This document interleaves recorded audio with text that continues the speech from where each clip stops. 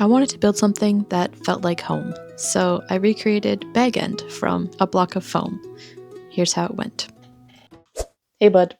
So I'm on a mission, a quest, if you will, to make this bookshelf a little more whimsical. 2 years ago, I made this book nook and said, this is only going to be part 1 of my big bookshelf makeover. But never actually got around to the rest of the shelves until now. In this shelf, I'm going to be making a diorama of a little hill in the Shire called Bag End.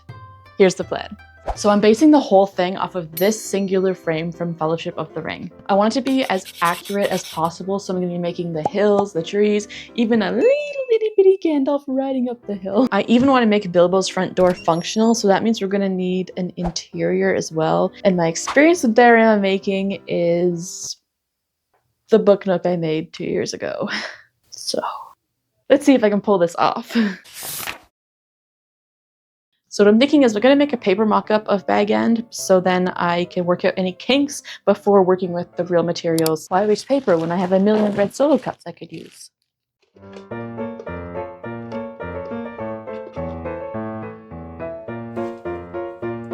Gorgeous. It doesn't look like much, but basically my goal here was just to get the layout figured out. Here's a quick tour. Here's our main hill, bush thingy. This is the road. Yeah. 10 out of 10. Anyway. Since the diorama will be broken down into sections, I traced the hill and road placement directly onto the shelf board, and then I could use that as a guide for the XPS foam. And then for the foam, I basically just cut the shapes over and over again and layered them on top of each other. Good evening. So I've been busy tonight. I've been just cutting the exact same shape over and over and over again, and I thought I would spare you the boredom of that. So anyway, here's the result of all my cutting to date. So this is going to be a good base for the hill.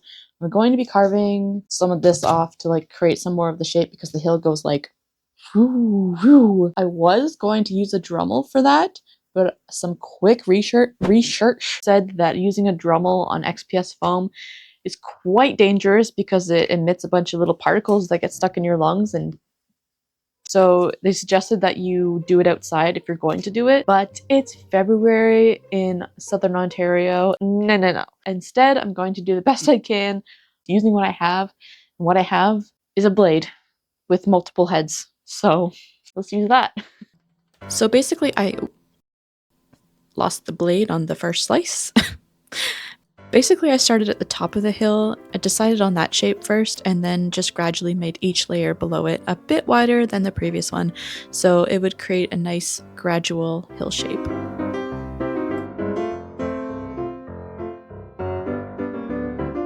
Okay, here's where we're at so far. Wow. Okay, don't think about this as the final any means whatsoever, because this is literally just the bones that I'm going to build on top of. So this is the whole cutout that I'm going to be doing Bilbo's house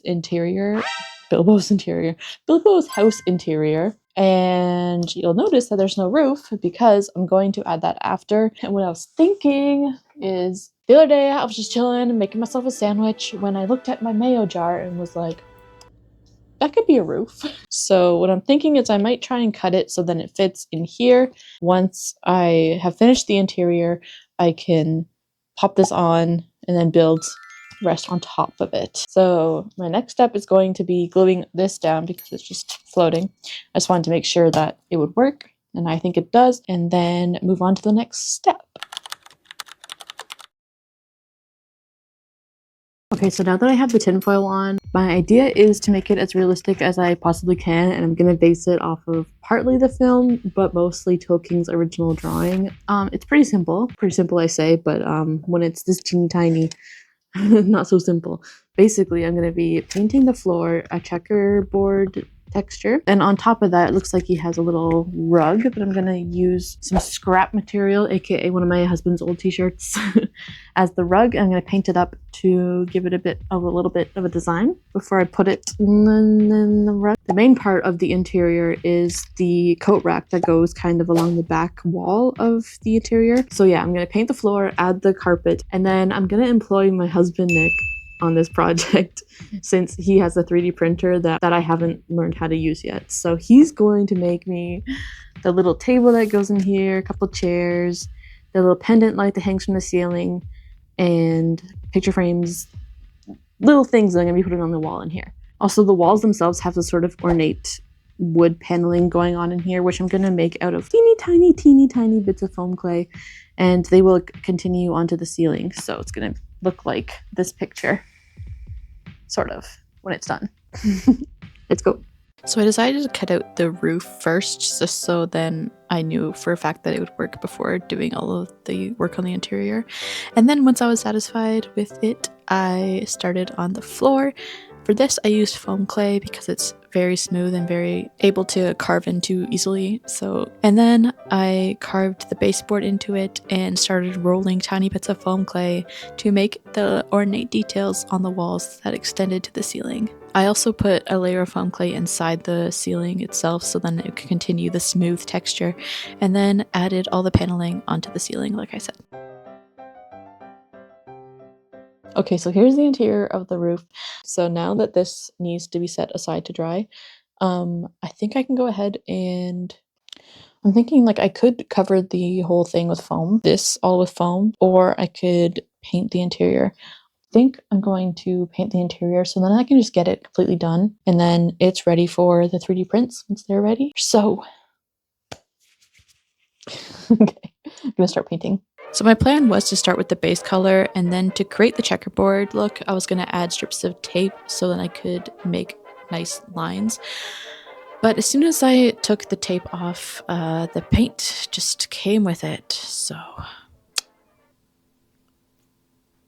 I ripped the rest of the paint off and started from fresh, this time drawing out the checkerboard with pencil and then painting on the squares manually. This worked out better in the end anyway.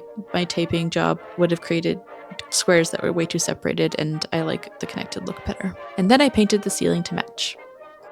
Okay, here's the initial paint job. I think it's looking so good. The next step is going to be making the coat rack that's going back here. Hopefully when the back is covered, it looks a bit more cohesive because it just looks a bit too separated, but I'm hopeful that once things are in there, it will be less noticeable. I'm planning to make the coat rack out of foam clay as well because I can get a lot more detail than I could with XPS foam because it's so tough. It's so tough to carve and stuff. The foam clay can be... And the foam clay is much easier to add little tiny details into, so I'm gonna do that. For the coat rack, I started by sculpting the base shape and then adding everything on top of it, like the bench and my favorite part, the teeny tiny cloaks. So cute.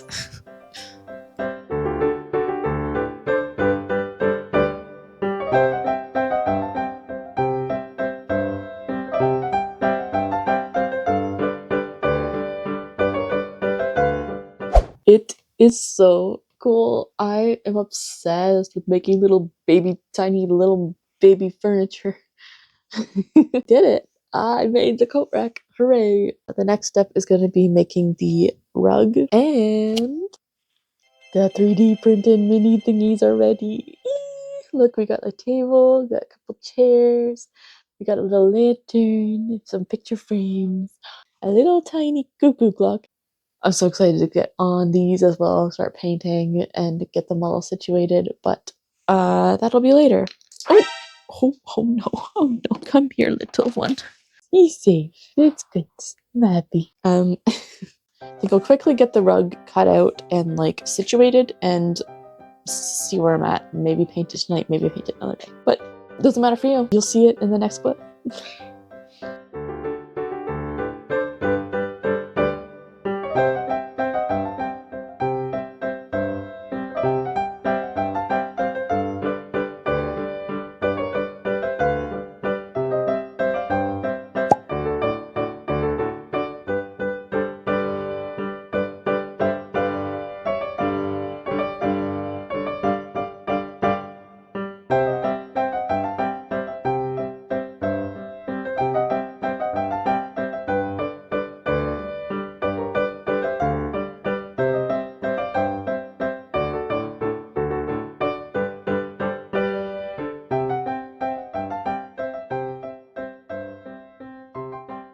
I just finished painting my little tiny furniture, and I thought I would give a little show and tell. So, careful.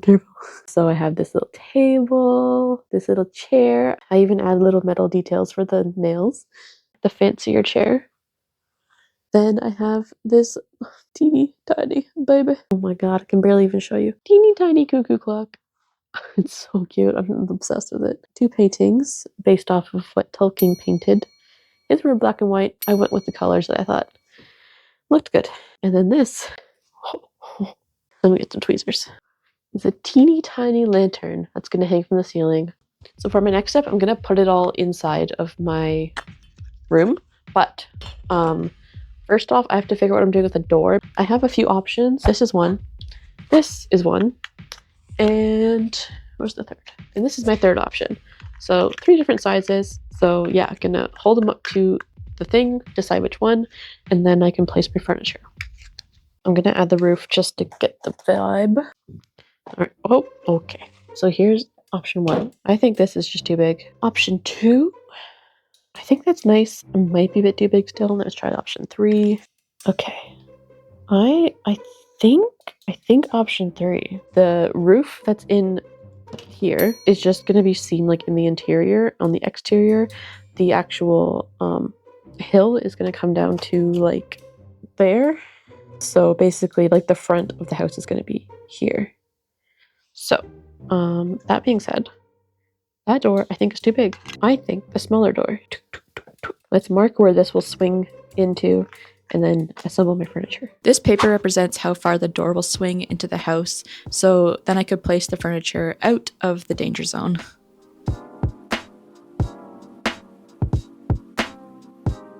So since this lantern is so teeny tiny, I don't think I can string it any other way to the roof other than, where'd it go? What am I losing everything all the time? Oh, fishing wire. So my plan is to use the fishing wire. The only issue is that. So I'm hoping the weight of it's gonna maybe be enough. If not, I don't know. We'll figure that out. 12 seconds later. If I just pull the wire quite hard, it will go straight. So that's cool. So crisis averted there. I'm also going to paint it silver or silver/black combo because I want it to feel like it's a metal chain, even though it's not, obviously. Yeah, and then hang it from the ceiling.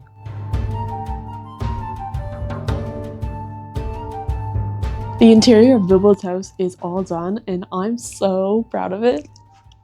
Yay me! This is my second ever interior miniature thing I've ever made, and yeah, I just think it turned out so well. It's not perfect, obviously. I'm just a beginner. I'm learning things as I go, but whatever. I'm super proud of it. So yeah, but basically now that the interior is done, I can actually make this not just a pile of tinfoil. So I think I'm going to start with adding the actual front of Bilbo's house first so that I can figure out the door opening situation and then also get that all in place. And once that's in, I'll start making this look a bit better. So let's get to the exterior. So for the house exterior, I used XPS foam again.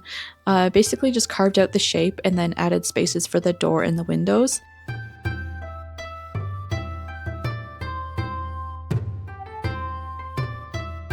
And then when that was done, I made the roof edge, and then I carved out each little brick using a dull pencil.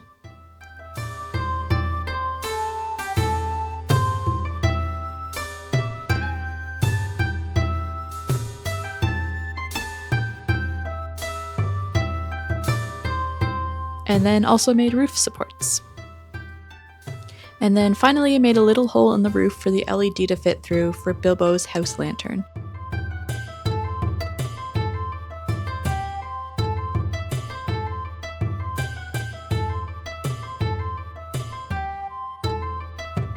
And I just ended up making the lantern quickly out of paper. Hello. Okay, so I successfully did some wiring.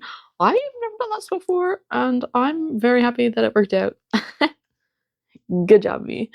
So I got the front of Bilbo's house pretty much ready to go. It's gonna have a lot of foliage on top of it afterwards, but as far as this goes, I think I'm ready to paint this. So I'm gonna go ahead and do that, which is, I'm very excited. I'm very excited about this part.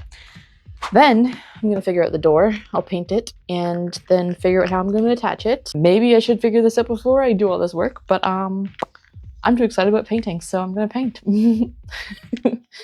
So yeah, let's get to painting.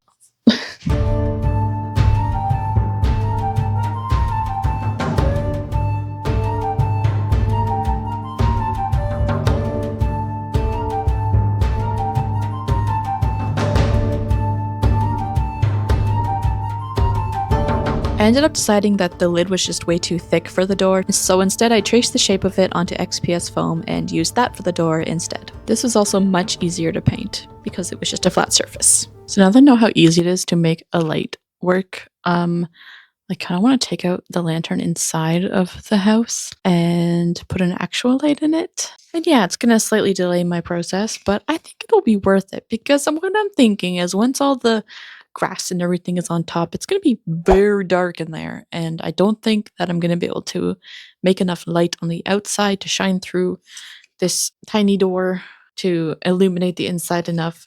And I put so much work into the inside, I think it deserves a little bit of light. So I'm going to take out the lantern carefully and put in a light. Then I think I'm going to make my own lantern around this light instead of using the 3D printed one. I couldn't print a bigger one, but the top of the 3D printed one is closed, and so the wire would have a probably just impossible time getting through the top. So that's why I think I'm going to make my own lantern. Sets me back a little bit, but I'm not in a rush. I want to make this thing as cool as I can, and I think this is going to help a lot. So, all right, let's get to dissecting and putting the light in. That was super easy. For the new lantern, I made one long rectangle, cut out my design, and then folded the rectangle into 4 to create a prism. And then for the top part, same concept, but triangles to make a triangular prism? Pyramid? Yeah, pyramid. Like grade 3 shapes.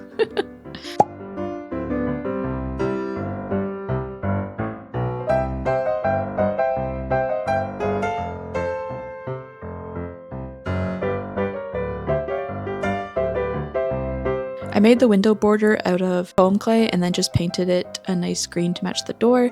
And then for the actual glass, I took a sticker sheet, removed the stickers, and then just used the plastic underneath to be the glass. And then painted the little window details on top. So I got this little treasure chest that has these hinges on the back, and my plan was to use them for the door to open, but I'm a little nervous that that won't work because it's foam. So I think the screws over time are just gonna like wear it down. So what I'm thinking is to still use the hinge, but maybe glue it on, and maybe that'll be a bit more long lasting. Give it a go anyway, and yeah, wish me luck.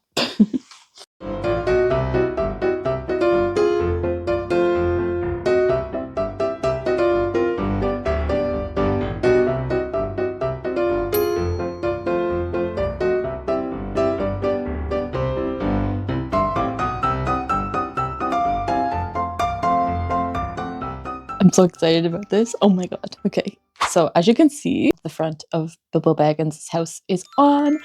So I can finally move on to the next step. Oh my god, it has taken a long time to get to here. Anyway, let's move on, shall we? The next step is to cover everything with foam and start building the exterior. So I'm going to make the hill that goes on top of this. It's going to cover this as well, so you're not going to see inside of his house until the door's open, because the door opens. Oh, sorry, my child is sleeping. You don't have to watch her, I'll watch her. So yeah, I'm gonna build everything up with foil, I think, just to like bulk out this area so I don't have to use a lot of foam in here, and then cover it with foam and get this hill made. I'm excited for this next step. Everything's coming together slowly. It's gonna look less like a tinfoil jungle and more like the Shire. I actually realized I need to do the rest of the exterior of the Hobbit hole before I add all of the stuff on top of it. So let's do that. This was basically just a repeat of the main door section, but mini. And for these windows, I used 3D paint I had, and I only had green, so I painted over them again with dark brown later. I wish I just had dark brown 3D paint, so then I could just make life easier, but alas. Then it was on to bulking up the hill some more with tinfoil.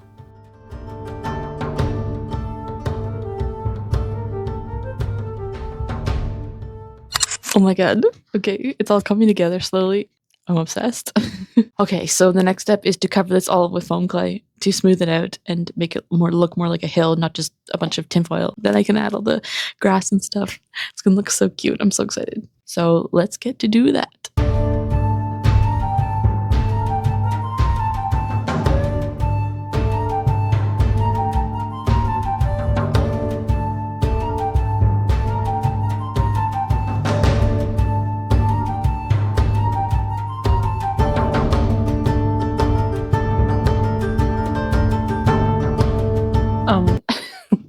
So I forgot that foam clay would puff up when it dries, so she's a little swollen. I think it's still gonna work though. It's just the base, and I'm gonna add everything on top of it anyway, so it's just a little puffy guy right now. That's okay. This is all dried now, so I'm gonna go ahead and start with the grass covering, and I think I might figure out the step situation too. I think that's something that should be figured out sooner rather than later. Yeah, voiceover Mandz will take over and explain what I'm doing because I'm not fully decided yet anyway. So take it away, Mandz. Thanks, Video Mandz. I decided to try and restore just as much as the original shape as I could first. So I took a pencil and separated the hills again and then added the stairs. I just used bits of XPS foam for them and stuck them into the foam clay. And then it was time to grassify the Shire. For this, I just used this like sheet of fake grass, and it kind of did the job, but I definitely needed to add some things on top of it. So I think if I did this again, I would probably think about how I was laying this down better, because some of the seams just aren't cute. I attempted to cover them with these grass tufts. I do have more coming in the mail, so I will be able to cover more parts that are a little ugly, but also there's going to be a lot of other things that I add, a couple trees, bushes, grass and stuff and flowers, so I think by the end it's going to look nicer. But today I'm going to focus on the things that aren't yet painted, like the stairs and the road, get those all sorted, then I can move on to the next step.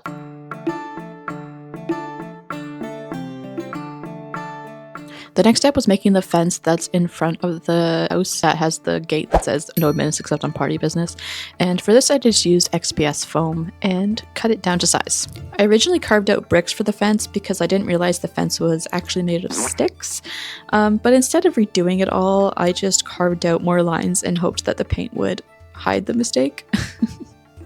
But now I'm telling you, so now you know. Shh, don't tell anyone.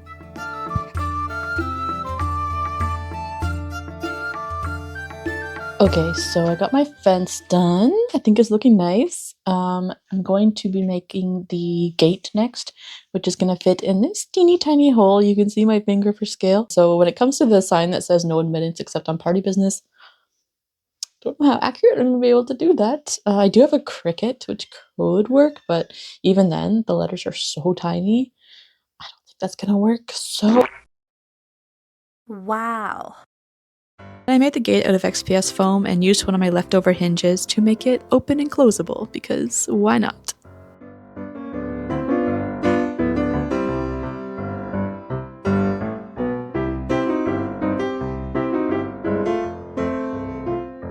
Okay, now that I got this fence done, I'm going to switch to the fence on the front of the hill, and then I think I need to do a bench right there.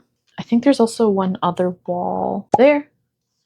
And then once I've got all the structures in, I can start zhuzhing things up, making trees and making bushes, adding in foliage. Yeah, and then finally Gandalf. Let's keep going then. The front wall and the extra wall that's on top of the hill are both made out of stone, so I carved the stones into the XPS foam using a dull pencil, and then painted the stones using a variety of different colors to give them a little bit more life and variety.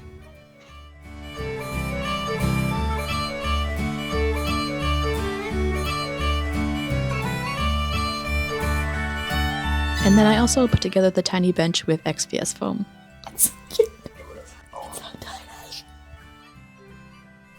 I decided to lighten up the road and stair color to better match the original, and also just to help it stand out a bit because everything was starting to look a little gray. And then I took some fake moss and added it onto the grass. I think this elevated it so much more than just having it be flat. For the big tree on top of the hill, I formed the shape out of wire and then sculpted clay around it. It was quite tedious to do that and keep the wire in place, but it really helped with giving me a base to work off of. And then it was just a matter of painting it and adding all the leaves.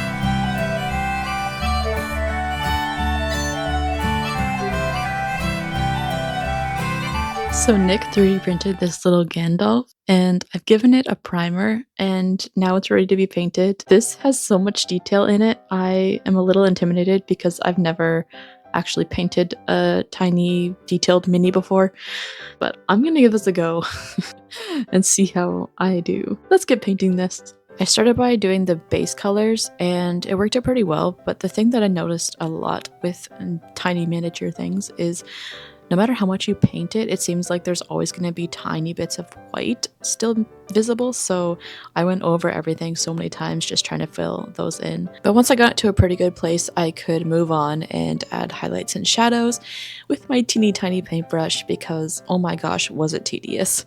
But yeah, here it is, and I'm honestly so proud of how it turned out. Then I just added some hot glue to little horse hooves and the bottom of the wagon wheels and stuck him onto the road.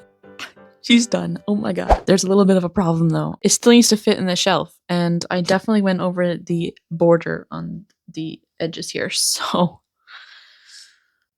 let's take it downstairs and see how much we have to cut off of this model. First off, I'm going to take all the stuff off this shelf and get this shelf out, so then we have room. It's a Rapunzel tower I made. So cute.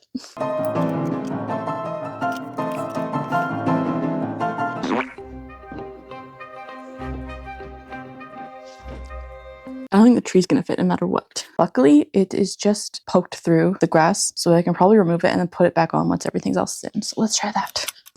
All right, try it again.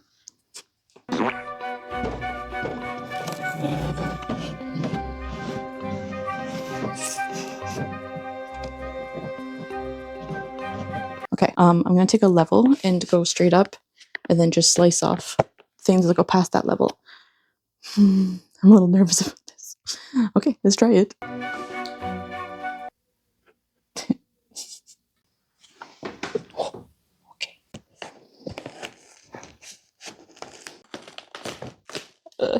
Okay. That's sliced. Okay, let's try that.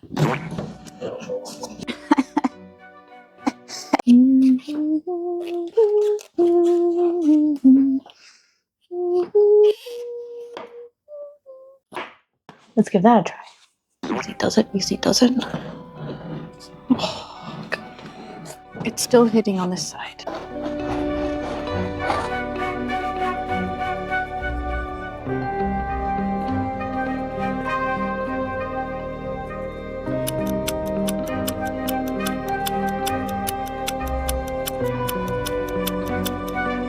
Well, she's in. I can't say if she will collapse under the pressure of being wedged in there, but she's in there. The only catch is there's absolutely no way to actually turn on the lights when she's in the shelf. Good thing we got some clips of the lights before we put it in, but the principle is still there, and if we really, really, really wanted to, we could turn the lights on. But anyway, I'm super happy with it. It looks so cute. My measurements, I kind of just threw them out the window halfway through the project, which I definitely shouldn't have done because now the top shelf literally will not fit in there. So I guess, oh well. You're awake. Look at my project. What you got it in? You need help. I know. Mama got it in. Was it okay? Like not too bad It's pretty bad. to get it in? It's wedged in there. So anyway, project complete. I did it. Hooray! I guess without further ado, let's show the final reveal. Boop, boop, boop, boop, boop, boo.